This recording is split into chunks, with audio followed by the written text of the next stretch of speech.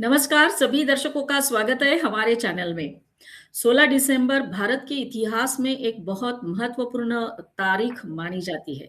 आज भारत विजय दिवस मना रहा है और क्यों मना रहा है? क्योंकि 1971 में हमने बांग्लादेश बनाया था।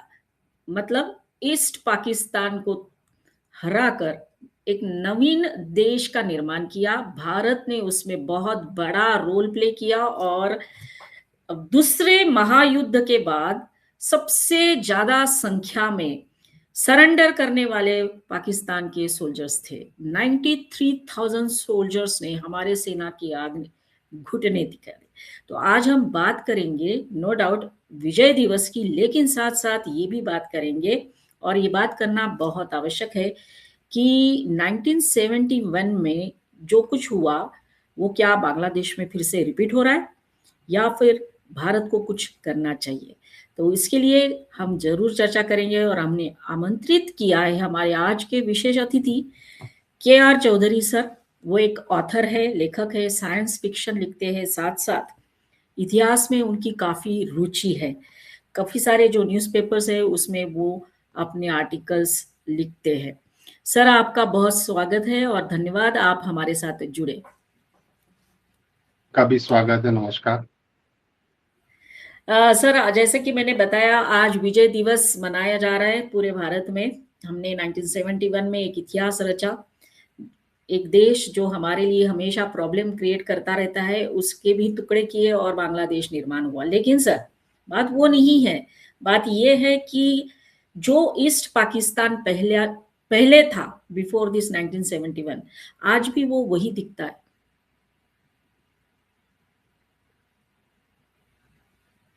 आपकी आवाज कट गई। सर मैं ये पूछना चाहती हूँ कि 1971 के हाँ बाद जी। जो कुछ भी बांग्लादेश में हुआ वो फिर से रिपीट हो रहा है।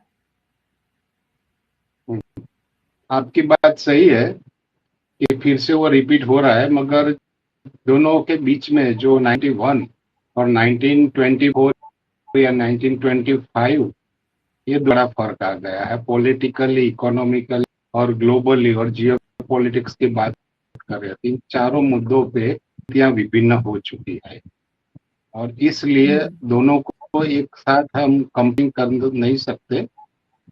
और इसलिए बांग्लादेश जो अभी की बात करें हम, तो पहले बांग्लादेश को भारत की जरूरत थी और हमने हम्म। बांग्लादेश को जन्म दिया। अब परिस्थितियां बदल चुकी है, वहाँ की सरकार जो है वो भी अब भारत के खिलाफ हो, उस तरह से उनका बर्ताव हो गया है। ऐसा हो गया है, वो जियो पॉलिटिक्स पे आप देखें तो पाकिस्तान, बांग्लादेश और चीन तीनों मिलके अभी भारत के खिलाफ खड़े हैं पॉलिटिकल ग्राउंड पे। तो परिस्थितियां थोड़ी पलट गई है। Yes sir. तो आप तो बिल्कुल ये जो बता रहे हैं बिल्कुल फैक्ट है सर कि स्थिति बदल चुकी है। 1971 में जैसे भारत ने मदद की थी, लेकिन सर अगर हम बात करते हैं वहाँ के लोगों की, तो जो ओरिजिनल ईस्ट पाकिस्तान था और जो लोग थे वो लॉयल नहीं रहे भारत के साथ। आज इसकी जो बात करें तो अपना इतिहास को दोहराना पड़ेगा कि यस। पहले से जो भारत आजाद हुआ, तब से जो है सांप्रदायिक बन चुका था। बराबर। भारत को आजादी मिली उस वक्त भी डिवाइड किया, वो लोग भी जानते थे हम्म। कि अखंड भारत रहेगा तो ये पूरी दुनिया के लिए एक समस्या हो जाएगा। और इसीलिए उन्होंने भारत को हम्म। खंडित करने का प्रयास किया। जो प्रयास वो सबसे पहले बंगाल को अलग करने के लिए बंगाल के भला किया, उसी तरह से उन्होंने दोहराया था। उसी यस। थियोरी को आगे चलाने के लिए ब्रिटिशर लोगों ने हिंदू मुस्लिम सांप्रदायिक वाद पैदा करके अलग किया और जिना जिना को इन्होंने ज्यादा तरफदारी दी, यस। ताकि राइट। एक गांधी जी के साथ बड़ी कांग्रेस थी, बड़े लीडर सामने एक अच्छा लीडर उनको मिल पाए, तो उनके बैकिंग से भारत के दो टुकड़े कर दिए। राइट अब सर। पॉसिबली ये हाँ सर। बनी कि पाकिस्तान जो था और पूर्व पाकिस्तान जिसको हम आज बांग्लादेश बोलते हैं, दोनों के बीच में बहुत किलोमीटर का फासला था। जमीनी तौर पे तो दोनों एक साथ जुड़े हुए नहीं थे, बहुत दूर दूर थे। और यही दूरी नहीं थी, सबसे बड़ी दूरी जो थी वो लैंग्वेज की थी कि यस। पाकिस्तान जिसको अभी मानते हैं वो लोग उर्दू बोलते थे, और अभी जो बांग्लादेश है वहाँ 99% लोग जो है लैंग्वेज वो बोलते हैं, बंगाली लैंग्वेज बोलते थे।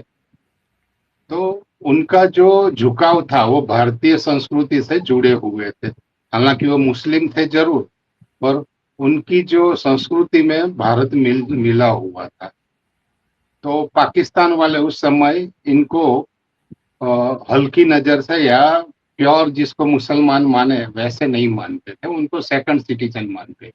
Right sir. और यही कारण बना कि लैंग्वेज के हिसाब से जब मोहम्मद अली जिन्ना ने बताया कि भाई 48 के आसपास या 52 में उन्होंने बोला कि भाई सियासत की जो लैंग्वेज जो है वो उर्दू रहेगी, तभी पाकिस्तान में इसका विरोध हुआ और बंगाली भाषा को पूर्व पाकिस्तान की भाषा घोषित करने के लिए उन्होंने नेशनल लैंग्वेज घोषित करने के लिए स्टूडेंट ने वहाँ उनको आंदोलन भी किए। तो वहीं से ये जो पूर्व पाकिस्तान और पाकिस्तान का जो विभाजन था वो दिखना शुरू हो गया, और उसके अंतिम चरण में भारत के साहस से हमने बांग्लादेश को पैदा किया।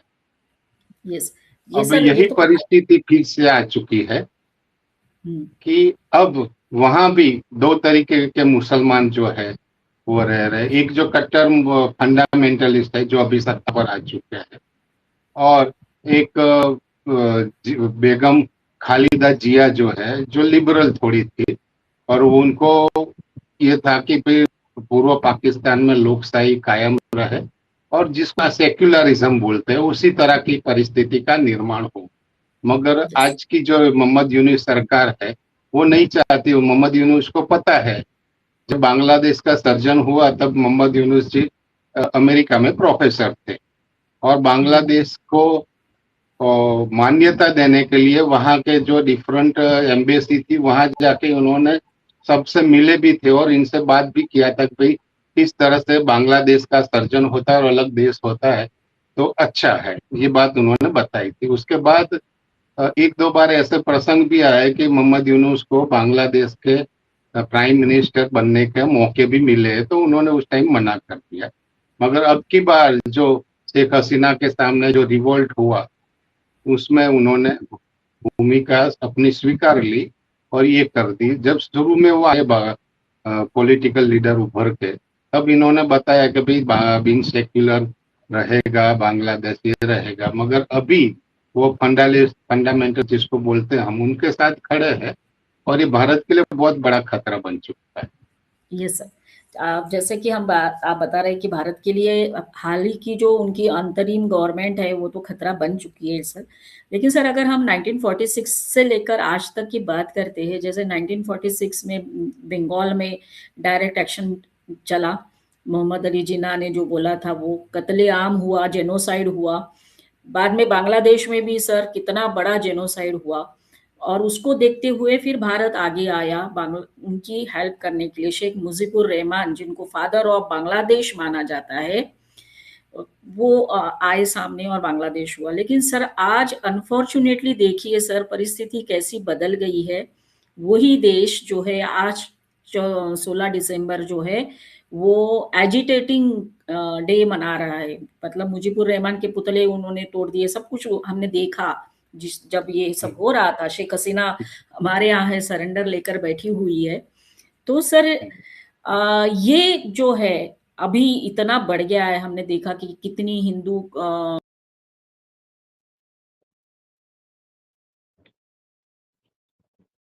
थी हमारी कि 1946 में डायरेक्ट एक्शन डे हुआ, उसमें कई सारे लोगों को मारा गया।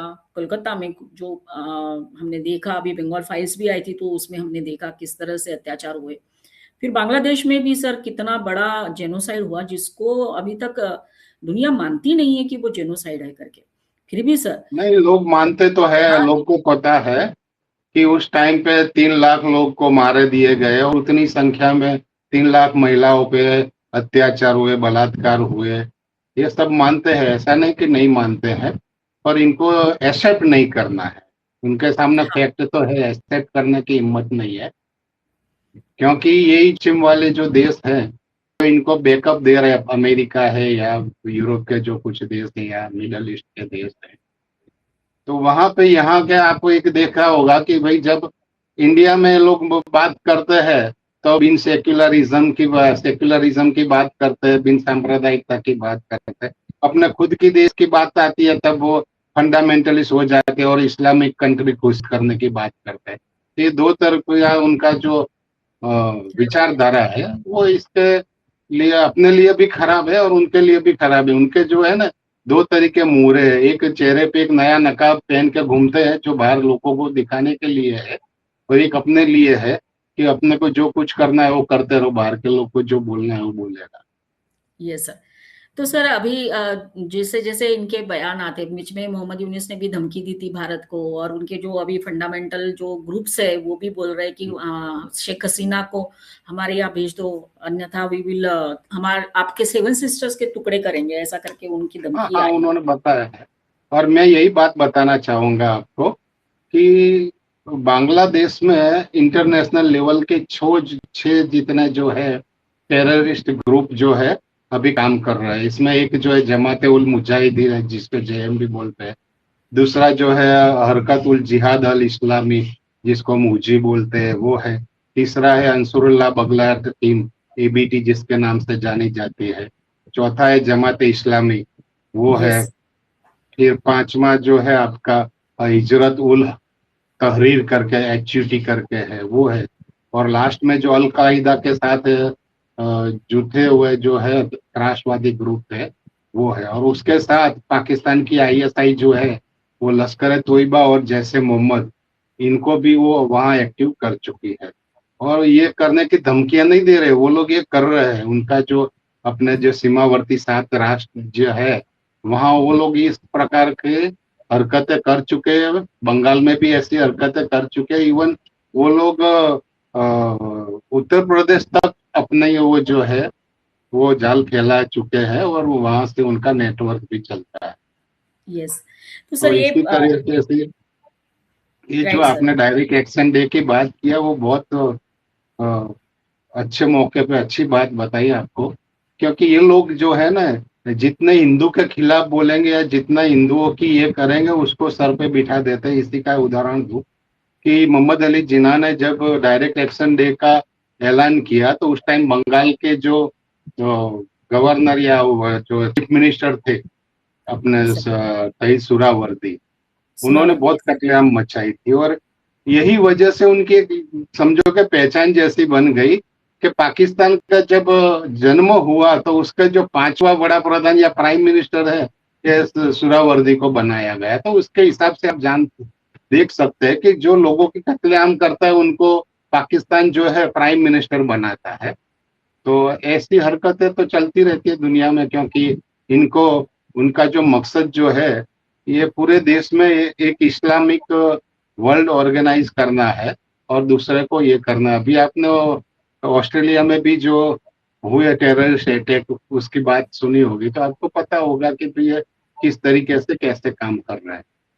Yes sir. तो सर अभी जो बांग्लादेश में जो भी कुछ हो रहा है मोहम्मद यूनुस के लीडरशिप में, वो भी उनको फेवर कर रहे हैं जो फंडामेंटलिस्ट है या रेडिकलिस्ट है। तो sir they are creating conditions for its own destruction, मतलब हम अब बदल चुके हैं। अब हम ये नहीं बोलेंगे कि भाई तुम ऐसा मत करो, क्योंकि भारत अब घर में घुसकर मारता है, ये हमने। वो देख चुके वो लोग। हाँ, हाँ, फिर इसके बावजूद भी सर इनकी हिमाकत देखिए, ये अभी हमारा हम लोगों को ही धमकी। अभी देखो, समस्या ये है बांग्लादेश की जो इंटरनल प्रॉब्लम्स है वो लोग सुलझा सकते हैं, मगर वहाँ जो हिंदू है उनकी जो हालत खराब हो चुकी है, इसके लिए भारत में थोड़ी चिंताएं बढ़ती है कि भाई वहाँ के हिंदू के लिए हम क्या किए। अभी आपको हम्म। देखा होगा कि 25 नवंबर 2024 को हिंदू जो महात्मा थे चिन्मय कृष्ण दास जी, उनकी धरपकड़ करके उन्होंने जेल में डाल दिया है। तो एक राइट। तरीके से भारत को इन्होंने बताया है कि भाई हम यहाँ जो हिंदू है ना वो खतरे में तो रहेगा, मगर आपके लिए भी बड़ा खतरा बन चुके हैं, वो बताने की उन्होंने कोशिश की थी। यस यही जब हुआ मोहम्मद यूनुस के आने के बाद, तो बांग्लादेश, पाकिस्तान और चीन की एक बैठक हुई, और उसी बैठक के बाद बांग्लादेश को चीन ने 20 फाइटर जेट देने का वादा किया। हम्म। यही बांग्लादेश जिससे वो अलग हुआ था, जिसके खिलाफ 1971 में लड़े थे, उस पाकिस्तान से हाथ मिला के उनके भी फाइटर प्लेन लेने के लिए और उनकी जो एटॉमिक क्षमता है वो विकसाने के लिए वो इच्छुक है, ताकि वो भारत के लिए भी खतरा बन सके। तो यस। इसलिए अब हम कहते थे कि पहले हम इनडायरेक्ट जो थे दुश्मन उनसे लड़ रहे थे, अब ऐसा हो चुका है कि दुश्मन खुल के अपने सामने आ चुके हैं। और 1971 की बात करें, तब चीन हालांकि जियोपॉलिटिकल सिचुएशन में था, मगर जो सबसे बड़ा मुद्दा था वो पाकिस्तान था, भारत था, अमेरिका और रशिया थे। और दोनों देश, ऐसा नहीं हम रशिया की तरफदारी करें, ऐसा भी नहीं है, रशिया भी पाकिस्तान को शस्त्र बेच रहा था, अमेरिका भी बेच रहा था, क्योंकि दोनों को उससे पैसे मिल रहे थे। मगर भारत ने जब बताया कि भाई तुम भारत और पाकिस्तान को एक तरीके से समान रखते हो, तो ये जो हथियारों दे के एक दूसरे के सामने लाने की कोशिश है उसको बंद की जानी चाहिए। तो बराबर। ये बात जो है रशिया ने मानी और रशिया ने वहां शस्त्रों देने का बंद कर दिया, मगर अमेरिका ने चालू रखा, क्योंकि अमेरिका को डर था कि ये रशिया के साथ मिल जाएंगे तो हमारे लिए खतरा बन सकता है। और ये मैं एक बात बताऊं कि उस टाइम पे अमेरिका और चीन के बीच में कोई रिलेशन नहीं था, हम्म। वहां उनकी एम्बेसी तक नहीं थी।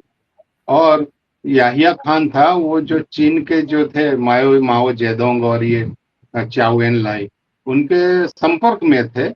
और उसी लिए अमेरिका के हेनरी किसिंजर ने उनसे बात की और बताया कि भाई हमारा और चाइना का रिलेशन बने, ऐसा तुम आप काम करके दो तो हम आपको और शस्त्र देंगे। तो उसी के लिए इन्होंने ऐसा काम भी किया। वहां उनके जो हेनरी किसिंजर वो बाद में गए भी और रिलेशन भी अच्छे बनाए। अब पूरी जो पॉलिटिकल सिचुएशन अलग हो चुकी है, अभी ट्रायंगल जैसा वर्ल्ड में बन चुका है कि एक तरफ चाइना है, एक तरफ रशिया है, एक तरफ अमेरिका है, और तीनों एक दूसरे के सामने खड़े हो, ऐसा है। तो सबसे जिनकी बॉर्डर नजदीक में होती है वो लोग उनको ऊपर ज्यादा नजर रखते हैं। तो भारत जो है वो उसके जो सेंटर ऑफ जैसे हॉट सीट पे है ना, ऐसा आ चुका है। अब तीनों देश अपने खिलाफ खड़े हैं। मगर मैं आपको एक बात बता दूं कि चाइना जो है वो हम्म। डायरेक्टली कभी भी भारत के साथ या पाकिस्तान के साथ या किसी कंट्री के साथ युद्ध में नहीं उतरेगा। अभी हम्म। हमने रिसेंटली जो ऑपरेशन सिंदूर में भी देखा कि चाइना जो पीछे बैठ के शस्त्र दे रहा है, अपनी सामग्री दे रहा है, मटेरियल दे रहा है, मगर वो खुल के युद्ध में नहीं आएगा, क्योंकि उनको पता है कि अगर चाइना युद्ध में इन्वॉल्व होता है तो फिर बहुत युद्ध बड़ा हो जाएगा और वर्ल्ड वॉर तक जाने की नौबत आ जाएगी। इसलिए वो डायरेक्टली इन्वॉल्व नहीं। यस। तो सर अंत में सर आप हम यही कहना चाहेंगे कि ऑपरेशन सिंदूर के बाद भी बांग्लादेश अपनी हरकतों से बाज नहीं आ रहा है, और अभी देखा जा रहा है वैसे तो कई सारी ऐसी घटनाएं हो रही है कि भारत सरकार को सोचना पड़ेगा कुछ करने के लिए।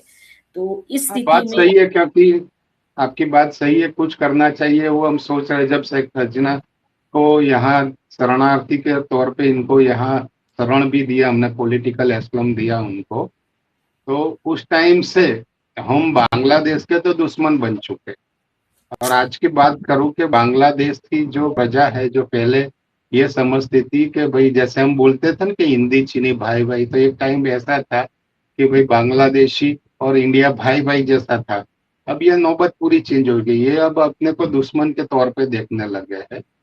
और इसीलिए अगर भारत कोई एक्शन भी लेता है ना, तो वो इसको अपनी सहाय या मदद नहीं मानेगा, वो उसको तो अपने ऊपर अटैक मानेगा कि भाई इंडिया ने हम पे अटैक किया है, और ऐसी विचारधाराएं वहां फैला दी गई है। तो इसी हिसाब से और इंटरनेशनल सिचुएशन देखते हुए भी भारत कुछ एक्शन नहीं ले पाएगा। इसका रीजन ये है कि कायदे इंटरनेशनल लॉज भी अब ये हो चुके हैं, और उस टाइम अपना डायरेक्ट इन्वॉल्वमेंट इसलिए था कि भारत में 1 करोड़ शरणार्थी आ चुके थे और अपनी इंटरनल सिचुएशन और बॉर्डर सिचुएशन दोनों खराब हो चुकी थी।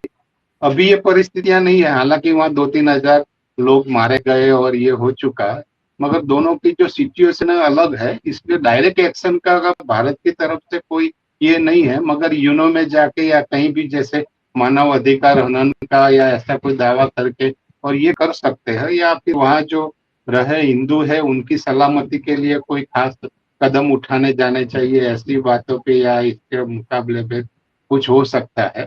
और अभी भारत इसी डायरेक्ट अटैक या कोई अपने मिलिट्री एक्शन के लिए तैयार नहीं है। मगर हाँ ये है कि जैसे पाकिस्तान ने कोई गलत हरकत की या अपने यहाँ टेररिस्ट अटैक किया और ऐसे कोई डायरेक्ट सबूत मिलते हैं, तो उनको बांग्लादेश को भी पता है कि भारत अब चुप बैठने वाला नहीं है और अपने ऊपर भी ये प्रॉब्लम आ सकती है। यस, वो जितने जल्दी समझ जाए उतना हमारे लिए अच्छा है, यही उम्मीद सही करते बात हैं। है। और हाँ सर जी। हम आपका धन्यवाद देना चाहेंगे कि आज आप हमारे साथ जुड़े, लेकिन उसके पहले ये जो वॉर हुआ था 1971 में, जहाँ पर हमारे कुछ सैनिक या हमारे सैनिकों की वजह से बांग्लादेश निर्माण हुआ, जो वीर गति को प्राप्त हुए उनको हम श्रद्धांजलि अर्पित करके हमारा सम्मान उनको देते हैं।